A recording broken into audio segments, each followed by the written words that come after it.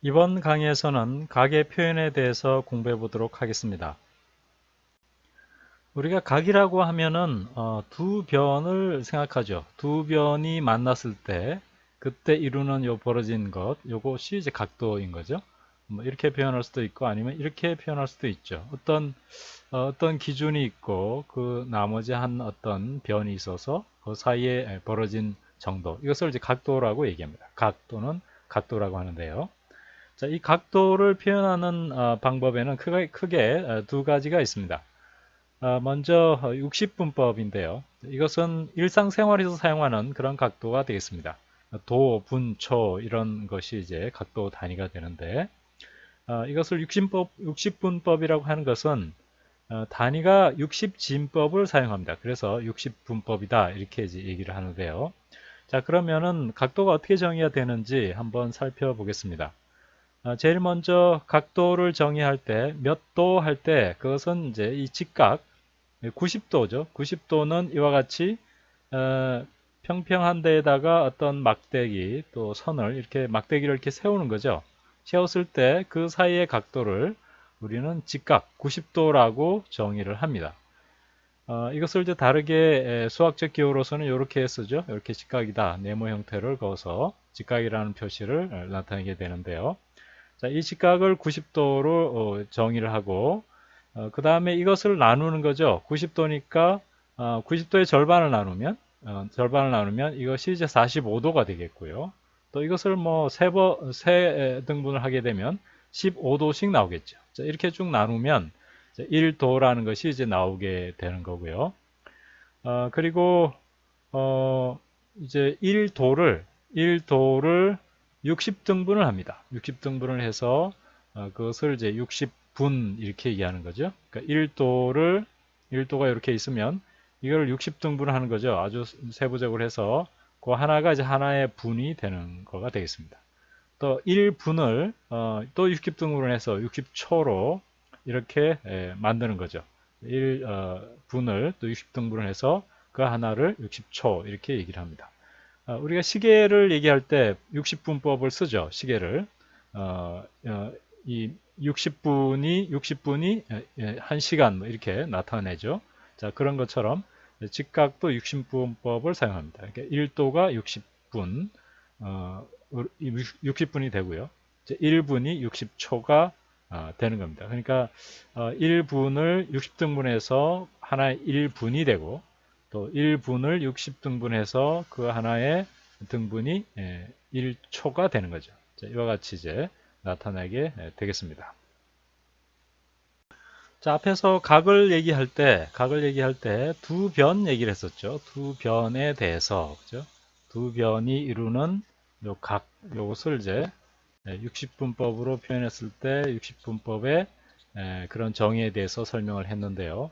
자, 이번에는 어떤 이 기준이 있고요. 변이 하나가 있고 나머지 한 변이 있는데 이 변이 이 중심을 기준으로 해서 이렇게 돌아간다고 가정을 해봅시다. 돌아간다고 가정해 봅시다. 그러면 어떤 기준이 있죠. 자, 그 기준을 우리는 시초선이라고 얘기합니다. 아래 그림을 보시면 시초선이라고 하고, 자, 이 돌아가는 이 선, 이것을 동경이라고 얘기합니다. 자, 이것이 이렇게 돌아가는 거죠. 돌아갈 때 그때 요 어떤 각을 이루게 되죠. 각을 이루게 되는데 그 각을 플러스 방향에 이렇게 플러스 방향으로 돌아갈 때 그때를 우리는 양의 각이라고 얘기하고요. 또 시계 방향으로 돌아갈 때 반대로 이렇게 돌아가는 거죠. 이렇게 돌아갈 때 이 각도를 이렇게 돌아가면 이 각도가 있겠죠. 좀 길게 표현하면 이 각도를 이제 음의 각이다 이렇게 얘기를 합니다. 자, 그러니까 반시계 방향으로 시초선을 기준으로 해서 반시계 방향으로 이 동경이 돌아갔을 때 시초선과 동경 간의 각도를 플러스 각도 양의 각이고요.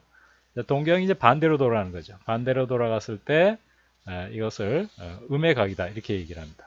그러니까 양의 각과 음의 각은 그 방향을 나타내죠. 방향을 나타내는데 자, 동경이 이렇게 했을 때 이것을 양의 각으로 표현하면 0에서 시초선으로부터 플러스 방향으로 이렇게 표현이 되는 거고요. 음의 각으로 표현하면 마이너스 방향으로 반대로 돌아갔다고 생각해서 이와 같이 이제 각도가 되는 거죠. 이렇게 이제 표현하는 것을 양의 각, 음의 각 이렇게 얘기를 하고요.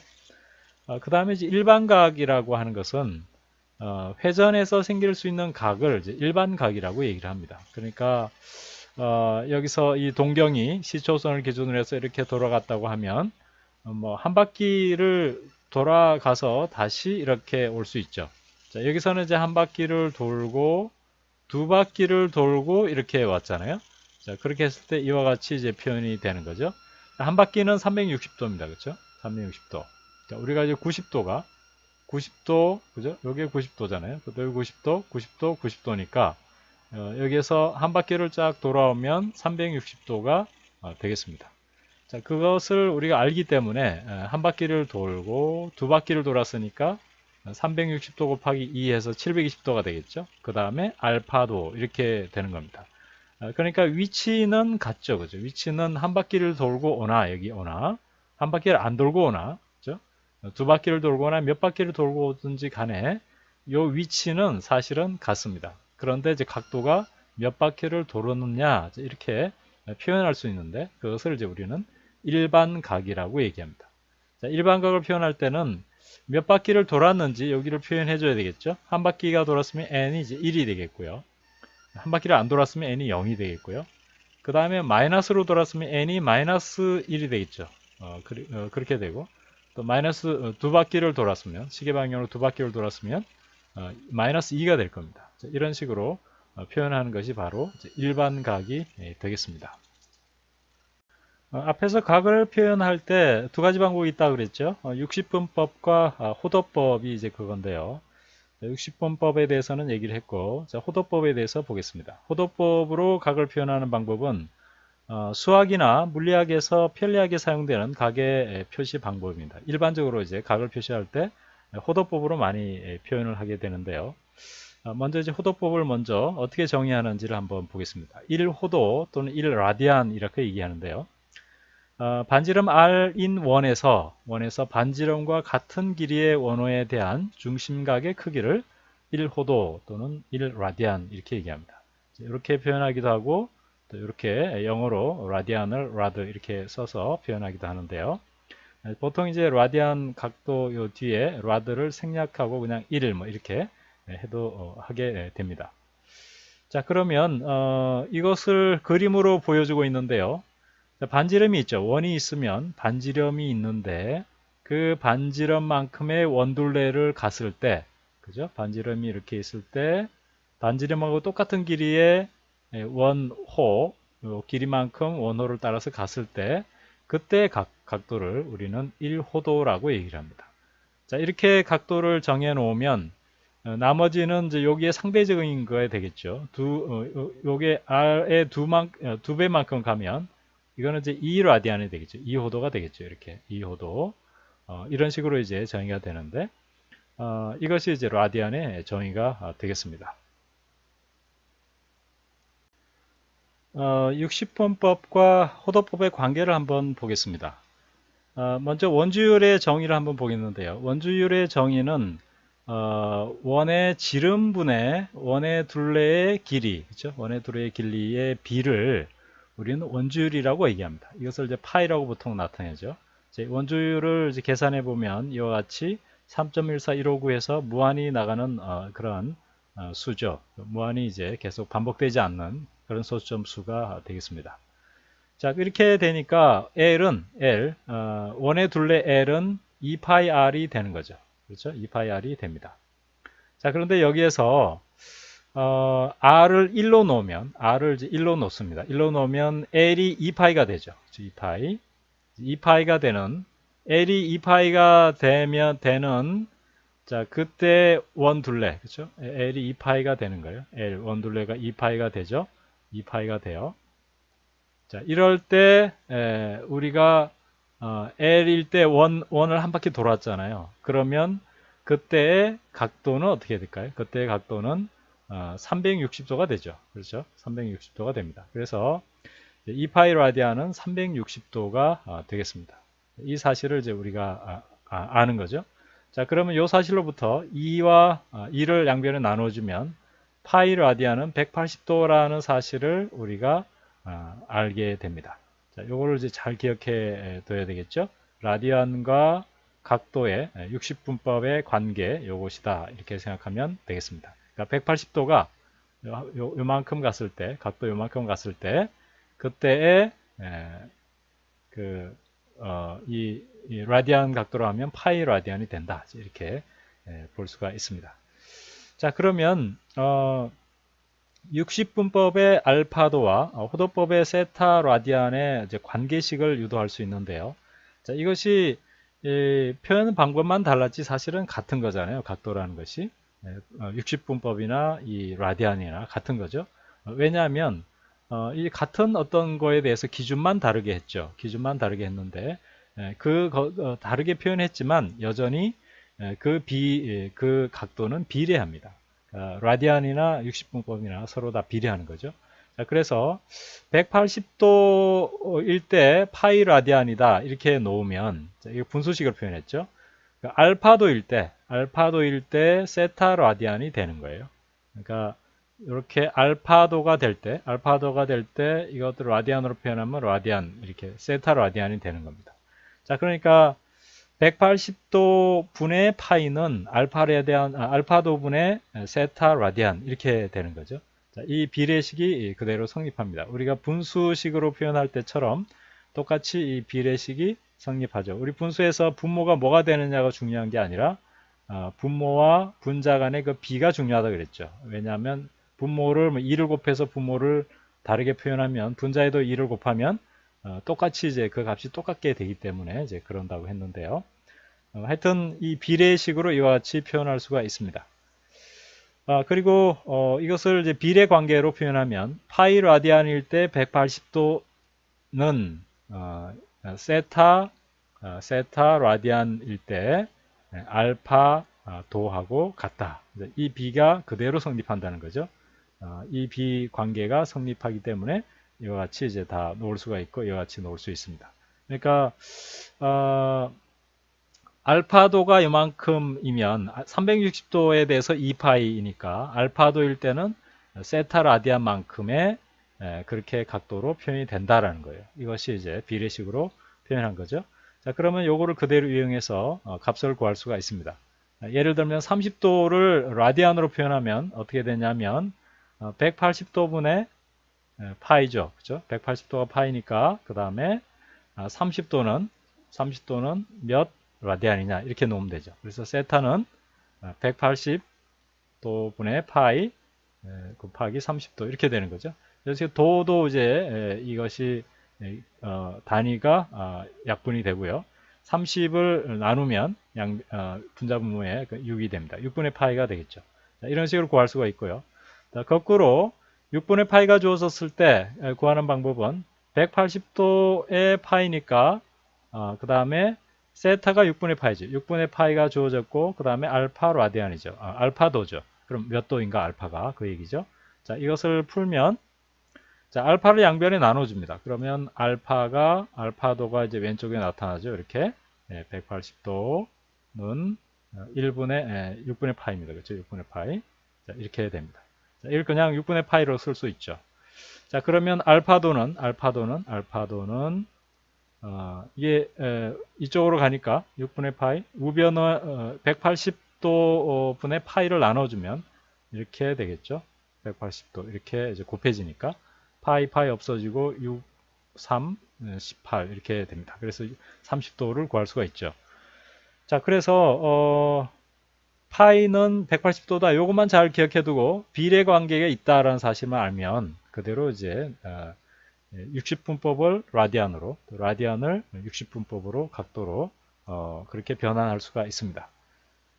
아래에 정리된 것은 특수각 0, 30도, 45도, 60도, 90도 이런 각도에 대해서 이 라디안을 이제 표시를 해놨는데요. 한 요 정도까지는 좀 외워둘 필요가 있습니다. 요 정도는 물론 계산할 수 있지만 좀 외워둘 필요가 있고요. 자, 뭐 외우지 않더라도 이렇게 자주 사용하다 보면 저절로 외워지게 됩니다. 그러니까 하여튼 그렇지만 좀 기억해 둘 필요가 있습니다. 자, 예제를 한번 풀어보겠는데요. 다음의 각도를 이제 호도법으로 나타내라. 그런 문제죠. 호도법으로 나타내려면 우리가 180도가 파이다라는 사실을 알죠. 그렇죠? 자, 여기다 호도법이 되려면 곱하기 하고 알파도 이렇게 곱하면 요 도도 같이 단위가 없어지고 그 다음에 라디안이 되죠. 자, 이런 식으로 해주면 되는데 조금 더 이제 180도 분의 파이는 알파도 분의 세타 라디안 이렇게 해야 되죠. 자, 이 공식을 그대로 이용합니다. 그러니까 라디안, 세타 라디안은 180도 파이 곱하기 알파도 이렇게 됩니다. 이렇게 되니까 이 공식을 이용하면 되죠. 그래서 여기다가 72를 넣으면 여기다가 이렇게 넣으면 이제 계산을 하면 되겠죠. 이것을 이제 약분하면 계산을 먼저 어떻게 해야 될까요? 90도니까 180도니까 2로 나눠주면 2로 나눠줍시다. 일단 90도 그러면 90도가 되고 분자는 36도가 되겠죠. 36도. 다시 또 2로 나눠주면 45가 되고 18이 되고요. 그 다음에 이제 9로 나눠볼까요? 9로 나누면 5, 9, 45가 되고 9, 2, 18에서 5분의 2파이가 되겠죠. 자, 나머지 것도 마찬가지입니다. 그대로 여기다 넣어주면 자, 이렇게 되는 거죠. 계산을 하면 이와 같이 될 거고요. 여기도 마찬가지로 이제 계산을 해주면 이와 같이 계산이 됩니다. 자, 이번에는 부채꼴 호의 길이와 넓이에 대해서 보겠습니다. 아래에 있는 그림처럼 반지름이 길이가 r인 원에서 중심각이 세타인 이런 부채꼴에 대해서 한번 생각해 보겠습니다. 자, 먼저 호의 길이 L이라는 것은 중심각의 크기에 비례하게 되는데요. 이 첫 번째 식은 뭐냐면 원 전체에 대한 길이죠. 그렇죠? 원 전체에 대한 길이가 2파이 r이고요. 그 다음에 세타일 때 길이가 L인 거죠. 그렇죠? 이런 관계는 원 전체의 각도일 때는 2파이가 되고 이때의 각도는 세타가 되죠. 이 비례식을 세우는 겁니다. 그러니까 원 전체에 대해서 전체에 대한 길이 분의 요 호의 길이 그 다음에 원 전체에 대한 각도 2파이 분의 요 호에 대한 각도 세타 이 비례식이 성립하죠. 이것은 호의 길이가 중심각의 크기에 비례하기 때문에 이와 같이 세울 수가 있습니다. 그러면 양변에 2파이를 나눠주고 2파이 r을 나눠주죠. 곱해주죠. 곱해주면 이와 같이 정리가 됩니다. 없어지고 r이 이쪽으로 오겠죠. L은 r 세타가 되고요. 부채꼴의 넓이 S에 대해서는 역시 중심각의 크기에 비례한다. 이 사실로부터 이제 구하는 건데요. 원 전체에 대한 넓이는 파이 r 자승입니다. 이거는 이제 공식으로 그냥 이해를 하시면 되고요. 물론 이제 적분해서 적분을 하면 이와 같은 값을 구할 수 있는데 하여튼 우리는 공식으로 이렇게 외워둡시다. 자, 그랬을 때 요 호의 면적을 S라고 하는 거죠. S라고 할 때 이 관계는 각도 전체 2파이에 대해서 원 전체에 대한 것과 호의 각도의 비례식으로 나타낼 수 있는 거죠. 그러니까 원 전체 넓이 분의 호의 넓이는 이 원 전체 각도 분의 호의 각도하고 같다라는 거죠. 이것이 정확하게 비례하기 때문에 이와 같은 식을 세울 수가 있습니다. 그러면 양변에 파이를 곱해주면 파이가 없어지고 그 다음에 파이 r 자승을 r 제곱을 양변에 곱해주면 이와 같은 식을 얻을 수가 있습니다. 그래서 여기서 중요한 것은 중심각의 크기하고 호의 길이와 부채꼴의 넓이는 서로 다 비례하는 그런 관계에 있기 때문에 이와 같은 식을 유도할 수가 있는 겁니다.